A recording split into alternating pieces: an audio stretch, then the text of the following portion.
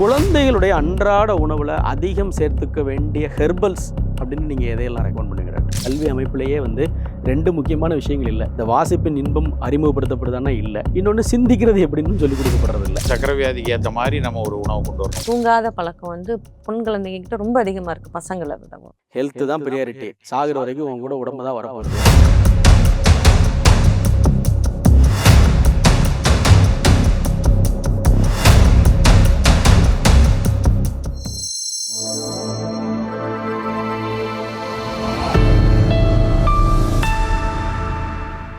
குழந்தைகள் நம்ம ஏற்கனவே ரொம்ப காலமாக பேசும்போது அது வந்து கலரை பார்த்து அட்ராக்ட் ஆகுது. அந்த அட்ராக்ஷன்ஸ் விளம்பரங்கள் வழியாக வர்ற அட்ராக்ஷன், அப்புறம் வந்து உப்பு காரம் அதுக்கு கொடுக்குற அட்ராக்ஷன். குழந்தைகளுடைய அன்றாட உணவில் அதிகம் சேர்த்துக்க வேண்டிய ஹெர்பல்ஸ் அப்படின்னு நீங்கள் எதையெல்லாம் ரெக்கமெண்ட் பண்ணுங்க டாக்டர்? சாதாரணமாக நம்மளுடைய ஜீரகம், அது பேரே ஜீரகம்னு, சீரகம் அகத்தை வந்து டைஜஷனை இம்ப்ரூவ் பண்ணுறோம். ஸோ நல்ல ஜீரகம் சேர்த்துக்கலாம். அடுத்தது மிளகு.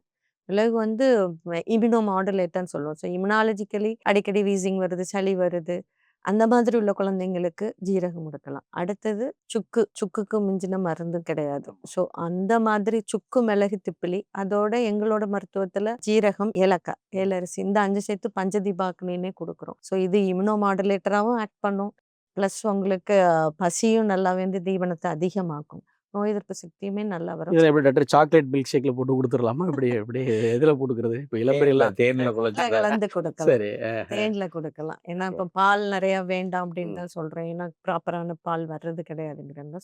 தேன்ல, சுத்தமான தேன்ல கலந்து காலையில ஸ்கூலுக்கு போகும்போது கூட கொடுத்து அனுப்பலாம். அது குழந்தைங்களுக்கு வந்துட்டு நல்ல ஒரு இம்யூன் சிஸ்டத்துக்கு இம்ப்ரூவ் பண்ற மாதிரியும் இருக்கும், ப்ளஸ் டைஜஷனுக்கு நல்லா இருக்கும். ஸோ இது சுக்கு, மிளகு, திப்பிலி, ஏலக்காய், ஜீரகம், இந்த 5 சாப்பிட மாட்டேன்னு வரக்கூடிய பிள்ளைங்க எல்லா வீட்லயும் இருக்கும். ஆமாம். உங்க அம்மாட்ட கேட்டாலும் செல்வா சாப்பிடவே மாட்டான், சின்ன பிள்ளைய தின்னுட்டு தீரஞ்சு போகிறவன்னு சொல்லுவாங்க எங்கள் அம்மா. அப்படியா? ஊரில் பழமொழி அதுதான். சாப்பிடாத பிள்ளைங்க வந்து எல்லார் வீட்லயும் அம்மாவுடைய முதல் கன்சர்ன் வந்து என் பிள்ளை சாப்பிட மாட்டேங்குது. அப்போ நாங்கள் வந்து அக்னி அப்படிங்கிற விஷயம் வந்து நம்ம அடிப்படையாக நம்ம உடம்புல அது காலகாலமா எல்லா உலகத்துல நீங்க சொல்ல எல்லா நாகரிகத்திலையும் நம்ம உடலுக்குள்ள இருக்கிற அக்னி தான் நம்மளை வந்து நகர்த்துதுன்னு அர்த்தம். அந்த அக்னி குறைவா இருக்கப்ப தான் சாப்பிடாதல அப்படிங்கிறப்ப அந்த அந்த அக்னியை கூட்டுறதுக்கான அடிப்படை விஷயம் பஞ்சதீபாக்னி இவங்க சொன்னது. சுக்கு, மிளகு, திப்பிலி, ஏலக்காய், சீரகம், இந்த 5ஐயும் வறுத்து பொடி பண்ணி வச்சுப்பாங்க. வச்சுட்டு அதை ஒரு 2 சிட்டிகை தேனில் குழச்சி அதை குழந்தைக்கு கொடுக்கும்போது பசியை உண்டாக்கிடும். பேசிக்கலி தமிழில் சித்த மருத்துவத்தில் அகட்டு வாய்வு அகற்றிம்பாங்க. அகடுனா வயிறு, வயிறில் இருக்க வாய்வு அகத்தும். அது அப்போ பசியை உண்டாக்கும், அமிலத்தை கொடுக்கும், எல்லா சீரண நொதிகளையும் கொடுக்கும். ஸோ அதை வந்து ஒரு 4-5 நாள் கொடுத்தாலே பசிக்க ஆரம்பிக்கும். பேசிக் அப்பிடைசர் அதுதான் அந்த குழந்தைகளுக்கான. ஒழுங்காக சாப்பிட வச்சுட்டாலே பல விஷயங்களை சரியாகிடும். இப்போ நாங்கள் என்ன சொல்லுவோம்னா, அந்த வீனிங் பீரியட் இருக்கு இல்லையா, அந்த ஒரு 6 மாதத்துக்கு அப்புறம் ஒரு உணவாக பழக்கும் போது அந்த பீரியட் வந்து ரொம்ப இம்பார்ட்டண்டான பீரியட். அந்த தாய் வந்து அந்த குழந்தைக்கு என்னெல்லாம் அறிமுகப்படுத்துகிறாங்களோ அதுதான் காலத்துக்கும். கீரைச்சோறுன்னு செஞ்சு கொடுப்போம் ஒரு 8 மாதத்துக்கு அப்புறம். முதல்ல வெறும் அரிசி கஞ்சி கொடுப்பாங்க, அப்புறம் பழக்கஞ்சி கொடுப்பாங்க, கேழ்வரகு பால் கஞ்சி கொடுப்பாங்க. அந்த அரிசியில் மற்ற காய்கறியை வச்சு சாப்பிடும்போது முதல்ல கீரைச்சோறு பண்ணுவாங்க.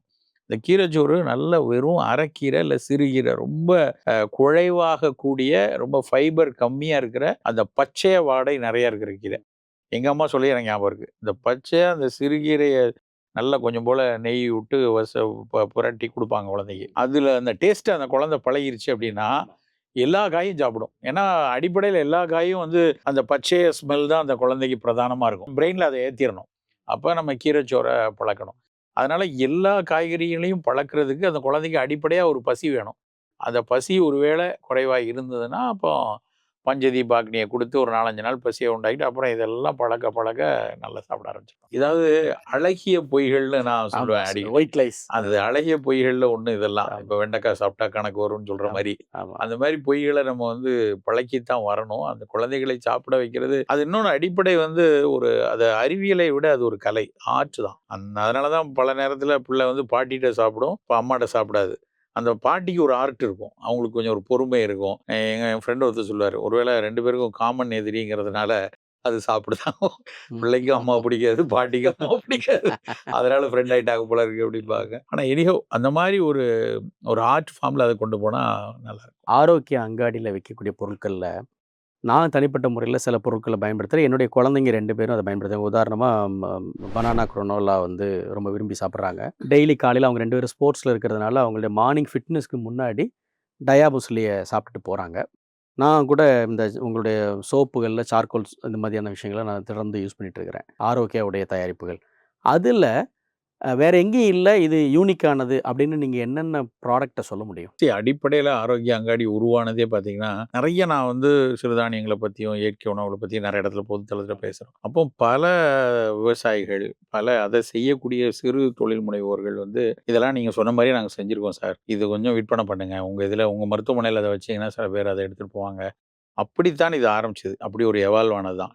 சில அதே மாரி இப்போ ஒரு கவுனி அரிசி ஒருத்தர் போடுவாரு. அவர் வந்து அந்த எங்கேயோ ஒரு சீர்காழிபுரத்துல ஏதோ ஒரு இடத்துல ஒரு விவசாயி பண்றாரு. அவரால அத வந்து ஒரு நகர்ப்புறத்துக்கு சந்தைப்படுத்துவதற்கு அந்த விவசாயியால முடியாது. அப்ப அவர் என்ன சொல்றாரு, என்கிட்ட அந்த அரிசிய குடுத்து, அத நீங்க எனக்கு என்னோட 10 கிளினிக் இருக்குன்னா, அங்க வச்சோம்னா, அதுல ஒரு வணிகம் கிடைக்கும். அப்படித்தான் இது வந்து எவால்வ் ஆகுது. அதுல கொஞ்சம் கொஞ்சமா அந்த இத வந்து அரசாங்கம் தர நிர்ணயங்கள கொண்டு வருது. இப்படித்தான் விக்கணும். அதுக்கு இப்படி பாக்கெட் பண்ணியிருக்கணும். இத வந்து இந்த இடத்துல நிர்வாகப்படுத்தணும். அதுக்கு வந்து ஒரு எஃப்எஸ்எஸ்ஐ சர்டிஃபிகேட் வேணும்னா, நீ ஒரு ஒரு பொருளுக்கும் அதுல நியூட்ரிஷன் வேல்யூ பார்க்கணும். அதுக்கு வந்து நீ வந்து கார்ப்ஸ் எவ்வளோ இருக்கு, புரோட்டீன் எவ்வளோ இருக்கு, ஃபைபர் எவ்வளோ இருக்கு, இதெல்லாம் பார்த்து போட்டா தான் நீ விற்பனை செய்ய முடியும். ஒரு ஒரு குறு விவசாயியால இதெல்லாம் செய்ய முடியாது. அவருக்கு அதுக்கான அத சந்தைப்படுத்துவதற்கான ஒரு மிகப்பெரிய நெட்வொர்க்கும் வேணும், ஒரு இன்ஸ்டிடியூஷனல் பேக்ரவுண்டும் வேணும். அத வந்து நம்ம செய்வோம் அப்படின்னு ஆரம்பிச்சோம்.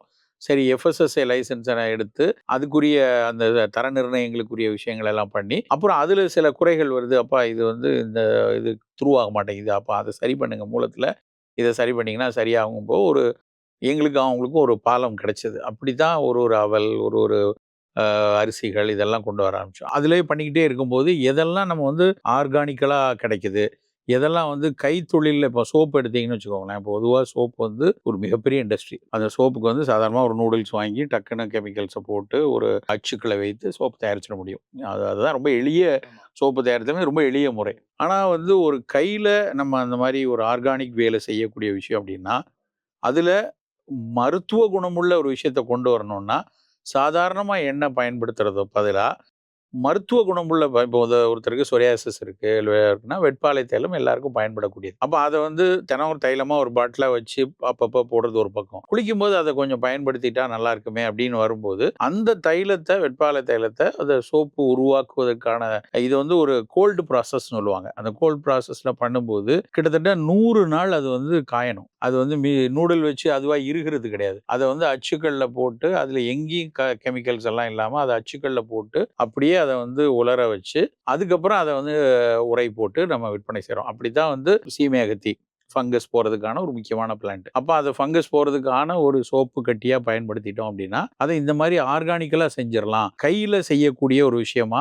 நூடுல்ஸ் வச்சு செய்யாம செய்யக்கூடியதா வச்சு தான் இந்த மாரி சோப்புகள உருவாக்குறோம். அப்படி பண்ணும்போது ஒரு ஒரு பர்ட்டிகுலர் இது என்ன வேட்பாலை சோப்பு, சீமை அகத்தி ஒரு சோப்பு அப்படிங்கிறப்ப எதெல்லாம் மருத்துவ குணமுள்ள சார்கோல்ல இருந்து வெட்டி வேர்ல இருந்து, அருகம்புல் சோப்பு, திரிபலா சோப்பு இது எல்லாமே மூலிகை தைலங்களோ, இல்ல மூலிகை சாறோ இந்த எண்ணெய்களோடு சேர்த்து உருவாக்கக்கூடிய திறனை வச்சு இத வந்து உருவாக்கியிருக்கோம். அப்படி பண்ணும்போது ஒரே ஒரு கன்சர்ன் என்னன்னா, நம்ம பல லட்சம் சோப்புலாம் அடிக்க முடியாது. அது வந்து ஒரு 200 சோப்பு, 300 சோப்பு அப்படிதான் கொஞ்சம் கொஞ்சமா. ஏன்னா, அத காய வைக்கிறதுக்கே வந்து 100 நாள் அது வந்து காய்ஞ்சிட்டு இருக்கணும் உள்ள. அப்பதான் அது இறுக்கம் அடையும். அப்படி அடையும்போது நமக்கு அது ஒரு தோலுக்கு ஒரு இதமாக ரொம்ப ஸ்ட்ராங் கெமிக்கல், ஸ்ட்ராங் ஆர்டர்ஸ் எல்லாம் இல்லாம, அது ஒரு சோப்பா இருக்கும். அப்படித்தான் அந்த சோப்புகள் உருவாச்சு. அதே மாதிரி மியூஸ்லிஸா இருக்கட்டும், இல்லைன்னா தனித்தனி ஃப்ளேக்ஸா இருக்கட்டும். ஃப்ளேக் அப்படிங்கிறது வந்து ஒரு ஒரு பக்கத்துல நாங்கலாம் முன்னாடிலாம் வந்து என்னுடைய உரைகள்ல நான் நெறைய இந்த ஓட்ஸ் ஃப்ளேக்ஸ் எல்லாம் வெளிநாடுகள்லேருந்து எக்கச்சக்கம் வந்துச்சு. அப்போ வந்து அதெல்லாம் எதுக்கு? நம்மளே வந்து அவல் வச்சிருக்கோம். நம்ம நாட்ல அவல் குசேலர் காலத்துலேருந்து உள்ள அவல் நம்ம. அது என்ன பண்ணுவாங்க, பூண் இல்லாத உலக்கையினால வேக வச்ச அரிசிய வந்து இடிச்சு, அத காய வச்சு வீட்ல சேகரிச்சு வச்சுப்பாங்க.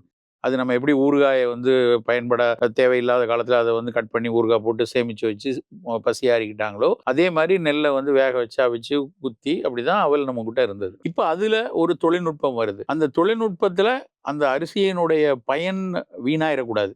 இப்போ நீங்க ஒரு ஹெவி இண்டஸ்ட்ரியில எக்ஸ்ட்ரூட் பண்ணி, அதுல இருக்கக்கூடிய வ உலர்வு தன்மை மூலமா அதுல இருக்க ஈரத்த பூரா ஒரே செகண்ட்ல எல்லாத்தையும் உறிஞ்சு தட்டையாக்கி கொண்டு வரதுக்கான மிகப்பெரிய மிஷினரீஸ்லாம் வந்துருச்சு. ஆனா அதுல அந்த மாரி ஒரு ரொம்ப ஒரு அதீத வெப்பத்தை குடுத்து அந்த அரிசியினுடைய பயன் போயிறக்கூடாது. அப்போ அது ஒரு எளிய முறையில ஃப்ளேக்கிங் பண்றதுக்கு அதுக்கே நம்ம வந்து 2 டன்ன உட்காந்து குத்திட்டு இருக்கணும்னா அது முடியாது.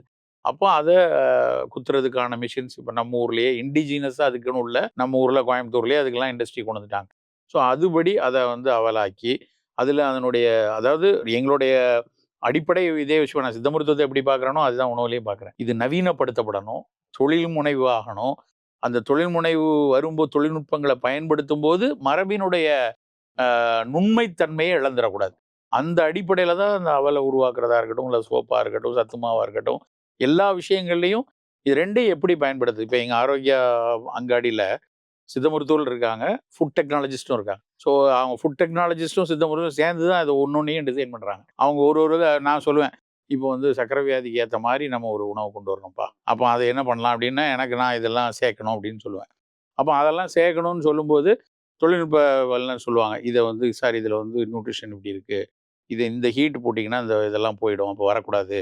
சித்த மருத்துவர் இதை சேர்க்கலாம். இப்படியான ஒருங்கிணைப்பு இருக்கு இல்லையா, ட்ரெடிஷன் மீட்ஸ் டெக்னாலஜி, இது ரெண்டும் சேரும்போது அது ஒரு தர நிர்ணயமான இலகுவாக கிடைக்கக்கூடிய ஒரு பொருளாக அது மாறுது. அப்படி உருவாக்கப்பட்டதான் எங்கள் ஆரோக்கிய அங்காடி. இப்போ கிட்டத்தட்ட 50-60 ப்ராடக்ட் அப்படி கொண்டு வந்திருக்கோம். அதான் நீங்க இப்ப சொல்லும்போது அது அது வயபிளாவும் இருக்கணும். அதே சமயத்துல மாஸ் புரொடக்ஷன்னுட்டு மக்களுடைய உடல் நலத்தையும் கைவிட்டறக்கூடாதுன்றீங்க. ஆமா, அது ஒரு பெரிய ஒரு ஆமா.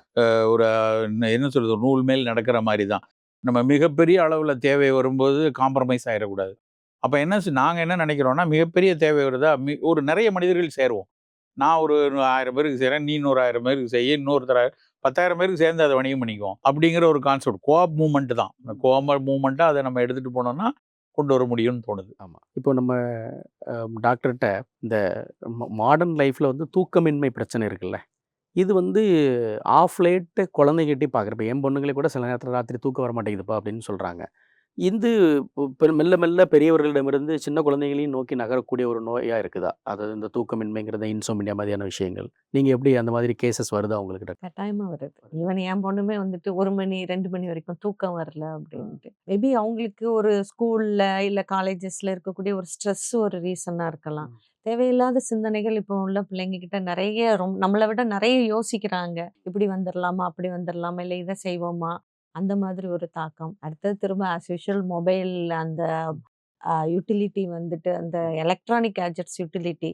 இன்னொன்று வந்து அவங்களுக்கான ஒரு ஒரு கரெக்டான ஒரு ஃப்ரெண்ட்ஷிப்போ ஒரு அந்த காலத்துலலாம் கதை கேட்டு தூங்குவாங்க. மேபி அது அந்த சின்னதுல இருந்தே பழகாதது அது ஒரு ரீசனா இருக்கலாம். எனக்கு அதை சொல்லிட்டே இருக்கிறப்ப அப்படியே தூங்குவாங்க. இப்போ வந்து அந்த இது எல்லாமே இல்லை. பேரண்ட்ஸ் தனியா, குழந்தைங்க தனியா, அப்படி தனித்தனியா தூங்குறது கூட ஒரு ரீசனா இருக்கு. இன்னும் பேரண்ட்ஸ் முழிச்சிருக்காங்க, அப்ப நம்மளும் முழிச்சிருந்தா என்ன, அந்த மாதிரி. நீங்க தூங்குறீங்களா, நீங்க சொன்னீங்கன்னா அடுத்த கொஸ்டின் அதான் கேட்கறாங்க. நீங்க தூங்குறீங்களா, நீங்க எத்தனை மணிக்கு தூங்குறீங்களா, அப்ப நாங்களும் முழிச்சிருக்கிறோம். மெயினா பொன் குழந்தைங்க கிட்ட இந்த தூங்காத பழக்கம் வந்து பொன் குழந்தைங்க கிட்ட ரொம்ப அதிகமா இருக்கு, பசங்களை விடவும். நான் வந்து ஒரு பேஷண்ட் என்கிட்ட வராங்க, பொண்ணும் அம்மாவும். இதே கம்ப்ளைண்ட், இதே சேம். தூங்க மாட்டேங்கிறா, எப்போ பார்த்தாலும் மொபைலில் உட்காந்துருக்கு. சின்ன பொண்ணு ஒரு 13-14 இயர்ஸ் இருக்கும். அவள் வந்து கேட்டிருக்காங்க. அப்போ நான் விளக்கிட்டு இருக்கிறேன். அதாவது நீ வந்து சோஷியல் மீடியாலேயோ யூடியூப்லேயோ அது பார்க்குறது எவ்வளோ உனக்கான விஷயம் பார்க்குற, இல்லை உன் ஃப்ரெண்டுகிட்டே நீ எவ்வளோ பேசுகிற என்னதுன்னு சொல்லும்போது, அப்படிலாம் இல்லை அங்கிள், அப்படிலாம் இல்லை அப்படி இப்படின்னு சொல்லும்போது, நான் அவங்க அம்மாட்ட ஃபோனை, நீங்கள் உங்கள் ஃபோனை கொடுக்குறீங்கன்னா ஒரு நிமிஷம் கொடுங்க, நான் உங்களுக்கு எக்ஸ்பிளைன் பண்ணுறேன் அப்படின்னு. அவங்க ஃபோனை கொடுத்தாங்க. கொடுத்த உடனே நான் அந்த ஜென்ரலில் போய் அதில் ஸ்க்ரீன் டைமை அப்படி எடுத்து கட்டுறேன். அது அழகாக இப்போ வந்து ஒரு ரவுண்டு போட்டு எது எதுன்னு காட்டுது. யூ ஒன்ட் பிலீவ், இன்றைக்கி நம்ம புதன்கிழமையா, இன்றைக்கி வியாழக்கிழமை, ஞாயிற்றுக்கிழமையில் வந்து 9 மணி நேரம் 43 நிமிஷம் பார்த்துருக்கேன். அதாவது முழித்திருக்கும் நேரம் எல்லாம் கையில 9 ஹவர்ஸ் படிது. நான் போய் சொல்லல, அது பார்த்தோன்னே ரொம்ப ஷாக் ஆயிடுச்சு. நான் வந்து சொன்ன உடனே அந்த பொண்ணு சொல்றா, அம்மாவும் தான் அதே ஃபோன் வச்சிருக்காங்க, நான் ஒன்றும் அதை பார்க்கல அப்படி. அவள் ஃபோன் இல்லை, அவங்க அம்மா ஃபோன். அவங்க அம்மா சொல்றாங்க, டேய் ஞாயிற்றுக்கிழமை நீ தான் ஃபோனை ஃபுல்லாக வச்சிருந்த, நான் வேலை பார்த்துட்டு இருந்தேன், அப்பா வந்தார், சித்தப்பா வந்தார், அவரை பார்த்துட்டு இருந்தோம், பேசிட்டு இருந்தோம் அப்படின்னு சொல்லி அவங்க சொல்றாங்க. ரெண்டுக்குள்ள ஆர்கியூமெண்ட் வருது, ஃபோர்ஸாக அந்த பிள்ளை எதிர்க்குது. பட் எனக்கு ஷாக் என்னன்னா, 2 பேரே வச்சுங்க, பை 2 போட்டுக்கோங்க. 5 மணி நேரமா 9.43 மினிட்ஸ்ல 2 மணி நேரம் பேசியிருக்காங்கன்னா, நான் சொன்னேன், இதை வச்சு சொன்னா நீ வந்து ஒரு டிஜிட்டல் உளவியல் நோயாளி. நீங்களா அவங்க பொண்ணான்னு தெரியல, 2 பேரும் டிஜிட்டல் உளவியல் நோயாளி தான். அப்போ வந்து அதில் பிரித்து பார்க்கும்போது யூடியூப், வாட்ஸ்அப் அப்படி வரிசையாக பிரித்து போட்டிருக்கு. அதில் நானே இன்னைக்கு தான் அப்படி ஒரு இது வருதுன்னு எனக்கு அன்னைக்கு தான் தெரியும். நான் மொத்தமாக இருக்கும்னு நினச்சேன். அவங்க வச்சிருந்த ஃபோனில் அப்படி ஒரு அடையாளத்தோட காட்டுது. ரொம்ப ஷாக்காக இருந்தது. அப்போ சொல்கிறேன், ஞாயிற்றுக்கிழமைங்கிறது எனக்கெல்லாம் கொண்டாட்டமான நாள். நாளைக்கு யாரை ஃப்ரெண்ட்ஸை போய் பார்ப்போம், சினிமா போவோம், ஊர் சுற்றுவோம், சின்ன பிள்ளைல என்ன விளையாடுவோம், நம்ம ஆக்கர் வாங்கின பம்பரம், ஆமா. உடஞ்ச கோழிக்கா, இந்த சின்ன பிள்ளையிலேருந்து அப்படி ஆணி வைக்கிறதுக்கே பட்டறையில் ஞாயிற்றுக்கிழமை போனால் தான் ஆணி வச்சு தருவோம் பம்பரத்தை. தருவான். ஆமா. ஒண்ணுமே இல்லாம எனக்கு அதை பார்த்தா ஒரு பக்கம் ஆக்கர் வாங்கின பம்பரம் மாதிரி தான் தெரியுது. சரி. இது வந்து விளையாடாம இப்படி வச்சு வாங்கி வச்சிருக்கீங்க. நல்ல ஓமை. அப்படி அப்போ வந்து எங்க போயிட்டு இருக்கோம்? ஏன்னா அவங்க 2 சண்டை போடுறாங்க. அவங்க என்ன தான் வச்சேன், நான் தான் வச்சேன். 2 பேருமே ஒருவேளை அந்த அம்மாவே பண்ணியிருந்தா கூட 4:30 மணி நேரம் பார்க்கறதுக்கு அந்த ஃபோன் என்ன அறிவை கொடுத்துரும்? எதை அவங்களுக்கு சரி அறிவு கொடுக்க வேண்டாம். என்ன ஆற்றுப்படுத்தியிருக்கும்?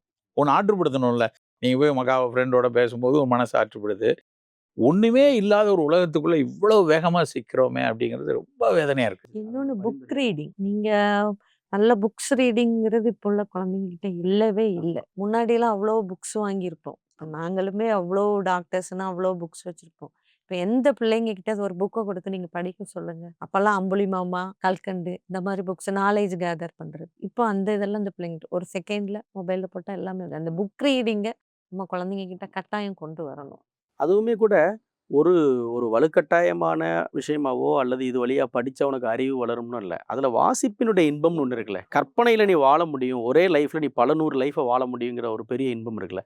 அதுதான் அங்க முதன்மையா சொல்லப்படணும். துரதிர்ஷ்டவசமா அது நம்முடைய கல்வி அமைப்பிலேயே வந்து 2 முக்கியமான விஷயங்கள் இல்ல. ஒண்ணு இந்த வாசிப்பின் இன்பம் அறிமுகப்படுத்தப்படுதான்னா இல்ல. இன்னொன்னு சிந்திக்கிறது எப்படின்னு சொல்லிக் கொடுக்கப்படுறதில்ல. இந்த 2ம் தான் பெரிய டிராபேக்கா இருக்கு. இப்போ மிகச் சிறப்பான ஒரு உரையாடலா இருந்தது மாலதி அக்கா.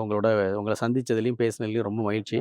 ஆரோக்கிய அங்காடி அப்படின்னு ஒரு இதை உருவாக்கி ஆன்லைன்ல போட்டோம். இப்போ எல்லாமே நமக்கு இன்ஸ்டண்டா வீட்டுக்கு வரணும், நல்ல பொருட்களை ஆன்லைன்ல கொடுப்போம் அப்படின்னு சொல்லி நாங்களே வந்து ஆரோக்கிய அங்காடி.com அப்படின்னு போட்டு அது மூலமா ஒரு ஆரோக்கியமான சமுதாயத்தை நாம் உருவாக்குவோம்.